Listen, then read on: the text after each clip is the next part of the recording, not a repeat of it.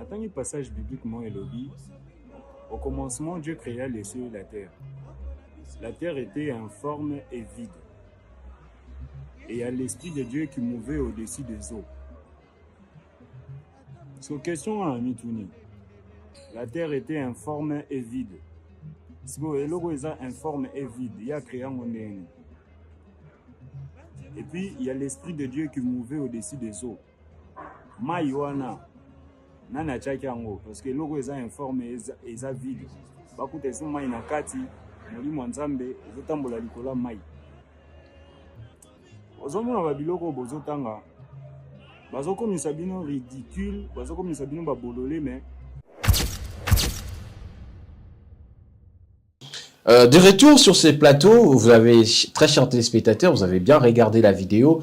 Comment la Terre est informe et vide en même temps, mais le zoo l'a venu d'où? Comment l'Esprit de Dieu peut mouver sur la surface de zoo, qui n'existe même pas?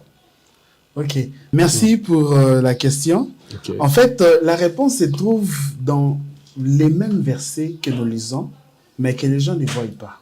Parce que dans les versets que vous utilisez pour poser la question, se trouve déjà la réponse. Mais seulement, vous ne savez pas et vous ne voyez pas. Comment ça? Parce que beaucoup de gens ont pour habitude de lire les Écritures, mais ils n'ont pas pour habitude de sonder les Écritures. C'est pourquoi il y a certaines confusions, il y a d'autres choses qui paraissent comme des contradictions, alors qu'en réalité, ce n'est pas une contradiction. C'est juste une mauvaise compréhension ou une mauvaise interprétation. Okay. Qu'est-ce que je vais dire par là? La Bible dit, dans Genèse, je vais le lire, hein, Genèse chapitre 1, verset 1, la Bible dit, Au commencement, Dieu créa les ciels et la terre. Or, la terre était informe et vide.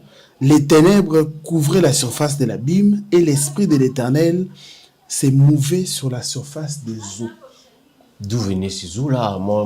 Jusque-là, je ne comprends pas. D'où venaient ces eaux? Parce que c'était informe et vide. Déjà, la Bible dit, au commencement, Dieu créa le ciel et la terre.